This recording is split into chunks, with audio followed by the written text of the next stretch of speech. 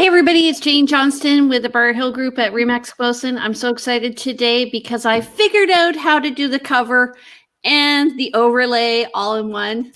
I'm here today with... Hi, it's Andrew Plank here, and that's such exciting news, Jane. Such exciting news. Hi, everybody. Good to be back. How are you doing?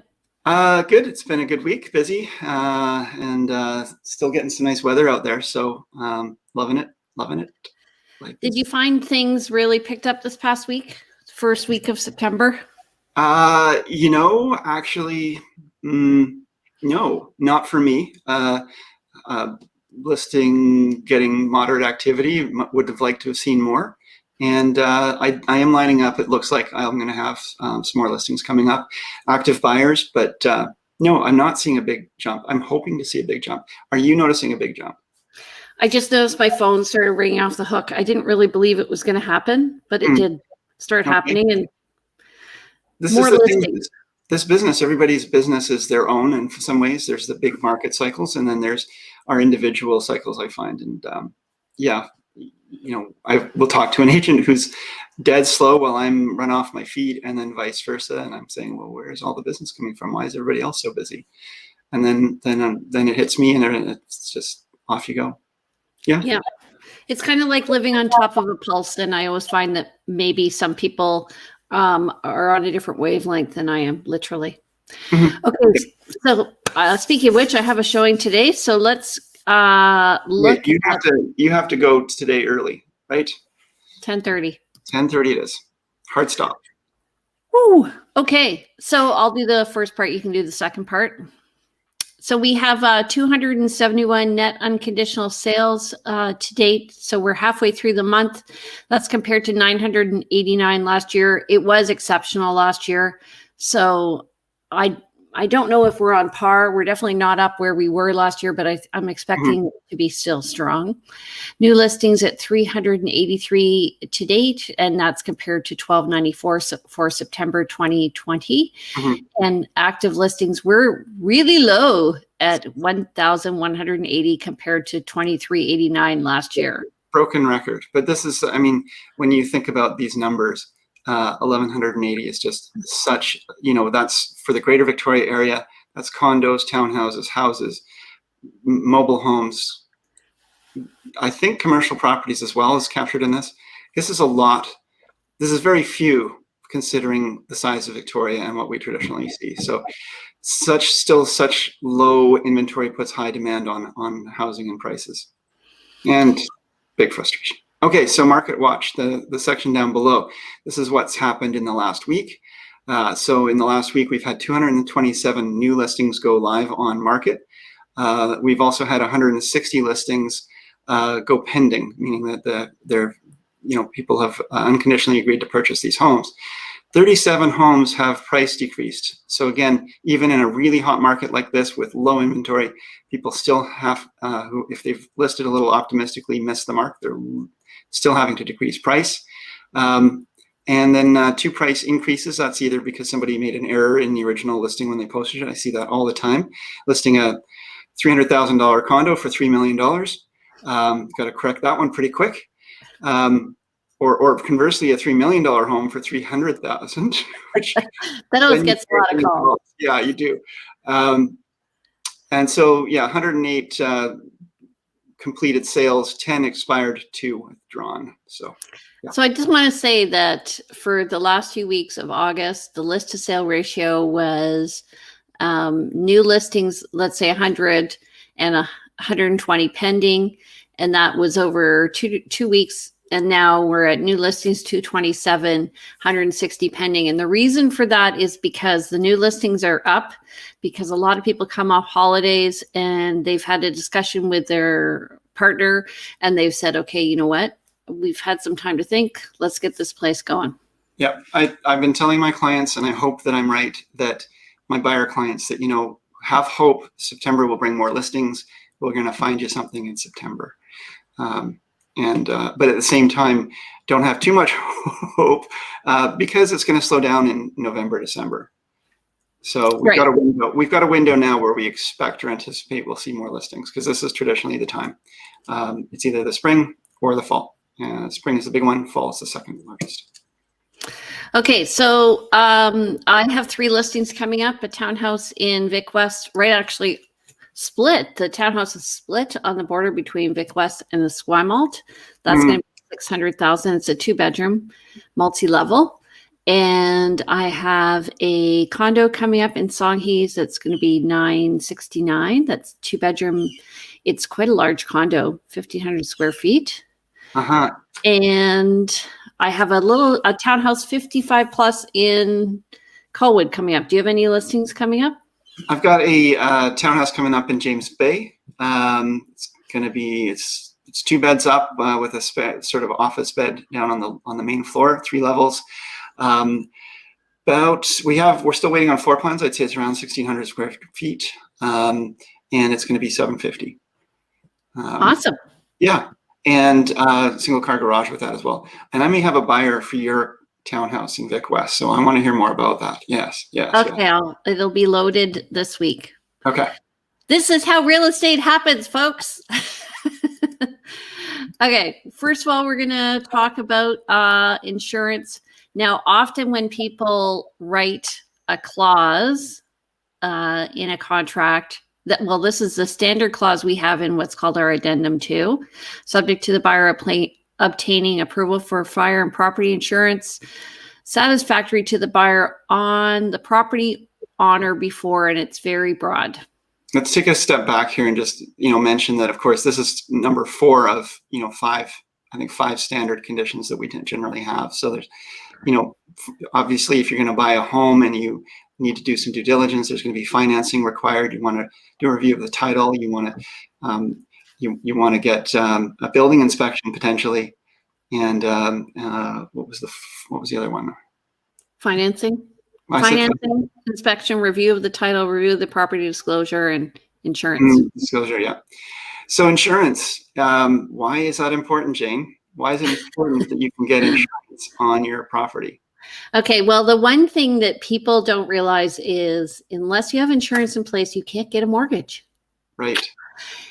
And we actually send a checklist with our buyers when they're interested in a property and they've got an accepted offer. Yep. And we recommend sending a copy of the listing to an insurance broker so that they get a quote.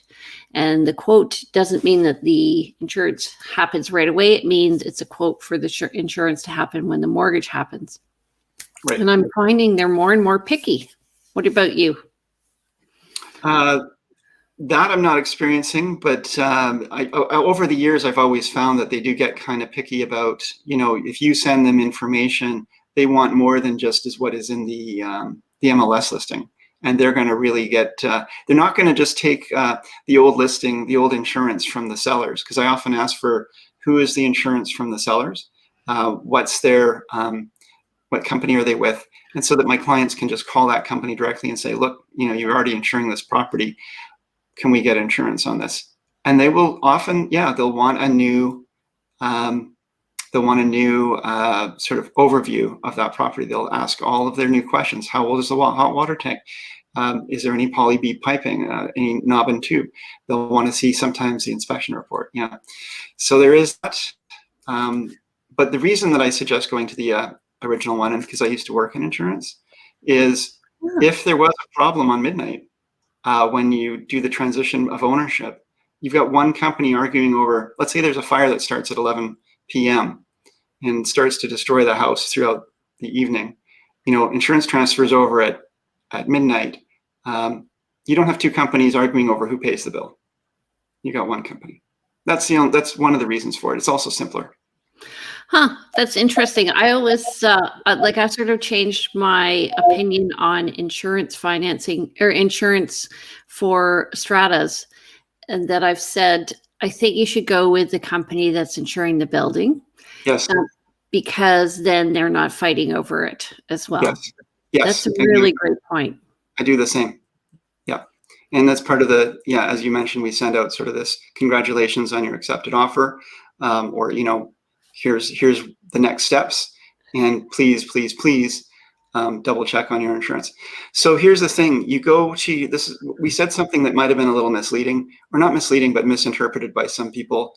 That is, it's going to be a requirement of your mortgage approval that you get fire and property insurance. You might get approved and say, okay, I'm approved, I'm fine. That doesn't mean that when it comes to sign the documents with your lawyer, if there's been a fundamental change or they haven't got their checklist full of the things that they're looking for, one of which will be that there is fire and property insurance, lined up and in place, you won't be getting your mortgage. Yeah. That's the key point of this whole thing. Well, and also, for the insurance, as you mentioned, so when people write an unconditional offer, often they don't write in a clause about going in one or two more times for an appraisal, which the bank will require usually, especially if you have over 20%. And also to answer your insurance questions. And you really want to have a professional in there with you so they can tell you the percentage of different types of piping. So for instance, is it copper? Is it poly B? Is it plastic PVC, or is it whatever the different types? And then the wiring is an issue. So we have copper versus aluminum, the age of the hot water tank, the age of the oil tank. If you haven't done a building inspection, or there wasn't a pre-inspection available from the seller because you were competing and you decided to forego that, just like the property so much, you don't have the information that will be helpful for the insurance company. So you might want to have access to the property after the fact. Now, you're probably not going to get access for a building inspection after the fact. You'll have to wait till you're inside, because I don't think I think most sellers would be advised against letting a building inspector in during the interim period, simply because there's a risk of something being discovered that could collapse, that the buyer might try to get out of the deal even though they have no legal reason or legal recourse to do so. But Jane did mention something. It is important because, again, people are writing unconditional offers. Getting access after the fact for an appraisal, really important. If you are going to be financing the property and you just made that offer unconditional and yet still needed to do some due diligence on your own side. So I just also wanted to show a clause that I've started adding in the past year which is absolutely essential, I think. Let me just find it, pull it up. And this one is for stratas. And the reason for it is because not only sometimes you need insurance for the building, but you need insurance for your insurance. And this is the case where there's been water or something, or the building is undergoing a reevaluation for their insurance, and you really need to ensure that, play on words there, you really need to ensure that the building is covered, because if the building isn't covered, then you can't get mortgage financing. Right. So if you're buying a condo, if you're buying a townhouse, if you're buying a duplex, a half duplex unit, anything that's strata, even bare land strata, there's going to be a group insurance policy on the property, and you need to confirm that it's there. So that's first kind of intention of this one is, first of all, confirm that the strata corporation is actually insuring this property. But secondly, they may be insuring it, but there may be gaps. There may be really high deductibles for water. There might be some issues where you take responsible as owner if there's an overflow of your sink and it does the 3 floors below a lot of damage. So you really want to know and be able to look at that and then mitigate that with your own insurance coverage to cover any gaps that this causes. So it's a really good clause. I have the similar one, and it's really important. And I noticed that in the addendum for the contract of purchase and sale, they do have actually, and even in the property disclosure statement for stratas, they now have a box that you will be providing a copy of this insurance to buyers. And it's funny because when I had a client selling a few years ago, I requested this of a strata, and the strata person who said they were, I was a strata manager for 10 years and nobody's ever asked me that. And I'm like, well, It's pretty reasonable. Yeah, it's not an unreasonable request, number one. Number two, it has been more on the radar in the last couple of years, with insurance rates going up, with insurance coverage getting harder to get, and with those deductibles being, going through the roof for things like, again, water damage and so forth. So it's become really commonplace that we ask for this, whereas maybe 5 years ago, it was a lot less on our radar. And this is the evolution of real estate. This is what happens as new issues come up, we adapt and we try to come up with new protections and coverages for our clients. Yeah, and I had a client buy in December. We looked at a number of different buildings, and one of the factors that we considered was what was the deductible for water damage. The deductible is dependent on what type of plumbing is in the building and what the history of the plumbing leaks are. And in one building, which I won't name, they had copper plumbing, but they had pinhole leaks happening throughout the whole building. And then when we went into the unit itself, we noticed poly B between the tap and the dishwasher, which I said is just an accident waiting to happen. So you really have to be careful. And in that building, the deductible was $100,000. So you actually have to get insurance for the deductible. It's interesting what you said about the poly B, because I've been through a number of building inspections where the inspectors, poly B is a piping, plastic piping that was common in the 90s, and in some areas it had a lot of problems with burst pipes or the fittings coming off, and I think it was generally in areas where the water was harder and it was doing some sort of reaction to the piping. We haven't had a lot, and it depends on the fittings that's holding it together. And some insurance companies don't have a problem with it. Some building inspectors don't really seem too concerned about it. Other insurance companies have a big problem with it. And that leads to actually something else I wanted to say is making an offer on a home without a building inspection, not subject to insurance and all of that. There are times when a home, you might think, well, it's no problem, I'll get insurance, no problem at all. But no, some homes are not insurable. And it's rare. Uninsurable. Yes, uninsurable. Yeah. So there's no heating source. There's no power. It's a 60 amp power source, maybe. Panel. It's a really old panel. It's just a wood stove heating it. There's areas where there might be exceptions where they say we won't insure you for the unapproved fireplace, and there's also areas where they're just not going to get any coverage for it as well at all. Maybe it's a rural property that's not got proper work or permits. So it's really important to know that piece as well, that some homes are just not insurable. You can't just assume I'm going to get insurance. Right. But it's so now I find when I got into real estate, I used to say I have a lot of time on my hands. The advantage of working with me is I have a lot of time on my hands. Right. And now the advantage of working with me is I've seen so much. Yeah. We've both seen.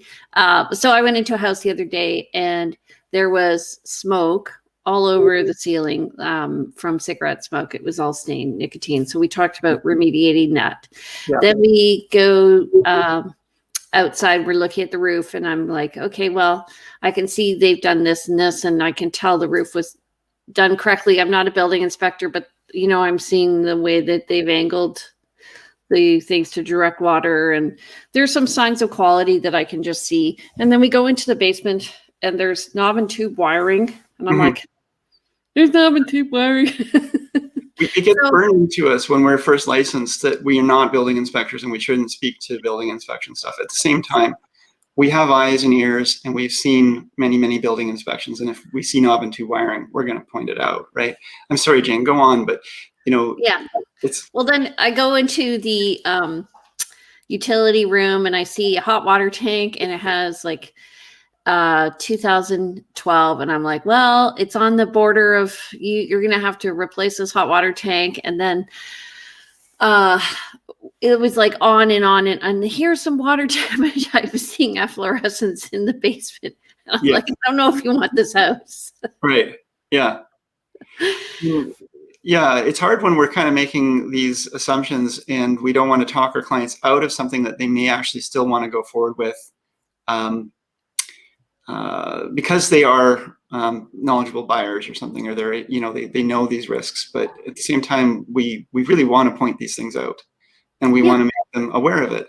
But we don't want them to rely so much on it that they say, oh, you know what, we're fine because everything you've told us tells us that we don't need a building inspection. I mean, usually those things that we're telling them are things to highlight problems of why they need a building inspection or why there should be further investigation. But, we don't want them to trust us so much in our building assessment that they forego an actual professional for that. I had a realtor come and tell me the other day that they wouldn't be writing because the perimeter drains were shot. And I said, well, there's no water in the basement, and I didn't see any efflorescence, and it doesn't smell. And she's like, oh, well, there was a lot of foliage and stuff around and plants. And I'm like, well, I mean, there could be, but if they've had the perimeter drains cleaned, then there may not be. I mean, you're talking best practices. So anyway, it was interesting. Really, we have to stick with just what's observable, I think. Yeah. And we can't, as realtors, tell people, we can only tell you what we're seeing. Like, we may see knob and tube. We can't tell them if it's active. Yeah, right.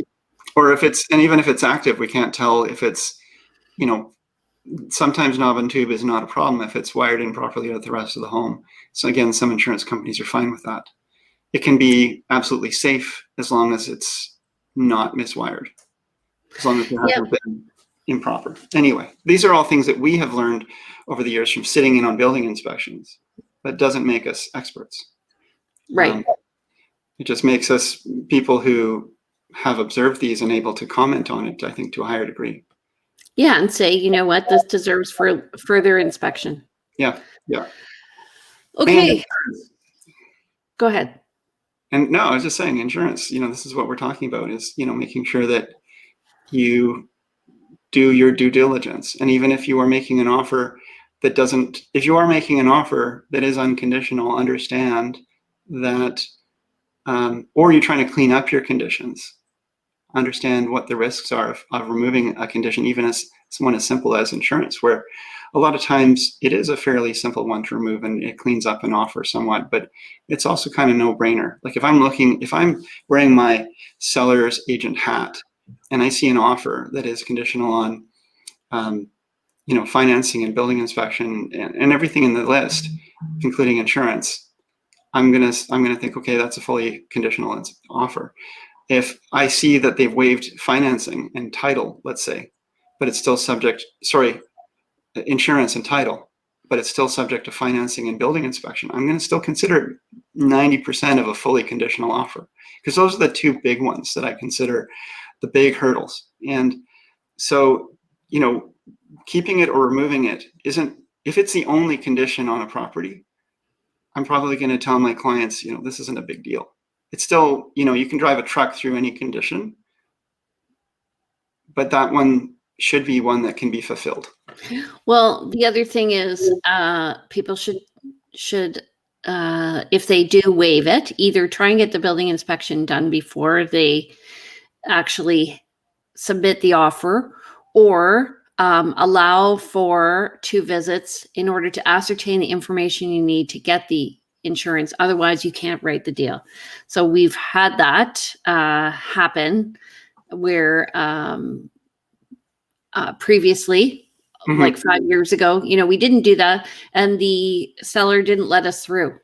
Yeah. So we had to submit questions and get the answers. Yeah, and that's often after an offer is made, that your buyer is doing their due diligence and they're getting all these extra questions from their insurance company, and then they're coming back to us. Then we go to the realtor who goes to their client and asks those questions. And sometimes they're answered quickly and satisfactorily, and sometimes it's just goes into a little black hole of silence. And it's really important that you, it's just helpful to have those things done in advance. Yes. And, you know, we both, I think, write in, I write in that, you know, access after unconditional for purposes of measurements and bringing in contractors and, you know, essentially, you know, additional Support. Support.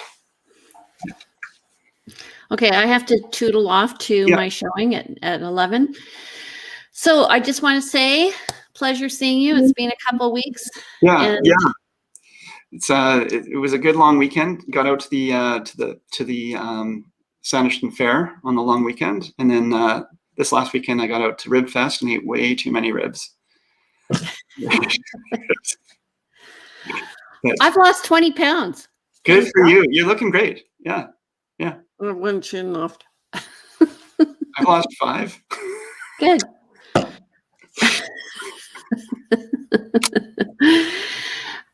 Anyway, health is important. So yeah. And that's one of the challenges with being a realtor is balance in our lifestyles. So good for you for spending time with your family. Yeah. Of the conversations we tend to have as realtors, a lot of times we're talking balance. Anyway. Sure. Jane, great to see you. Have an awesome week. Enjoy your showings. I look forward to hearing about your other listing coming up. I'll be out with some buyers as well this week and with my new listing as well. So we're both going to be busy, and hopefully it's a busy September, and we'll see what the spring brings. We should talk about that soon. Okay. Well, first of all, I want everybody to subscribe. Bonk. Please check us out every Monday morning at 10 a.m. where he said, she said, they said a real discussion on real estate in Victoria. I'm Jane Johnston. And do you want to just tell people how to get in touch with you? Sure. I thought okay. Well, I'm Andrew Plank. I'm with Royal LePage. I am, you can reach me by phone or text 250-360-6106, email info@andrewplank.com. Check out my website, andrewplank.com, with additional information there. And Jane, did you tell people how to reach you? My name is Jane Johnston. I'm with the Briar Hill Group at Remax Camosun. You can reach me at 250-744-0775. My email is briarhillgroup@gmail.com. I have 2 websites. One is briarhillgroup.com for those who are interested in buying and selling real estate. And for those who want to know about neighborhoods, entrepreneurship, and this show, you can go to vancouverislandtime.com and watch our past episodes. All right. Have a great week. And we will see you next Monday. Sounds good. Bye-bye. Okay. Bye.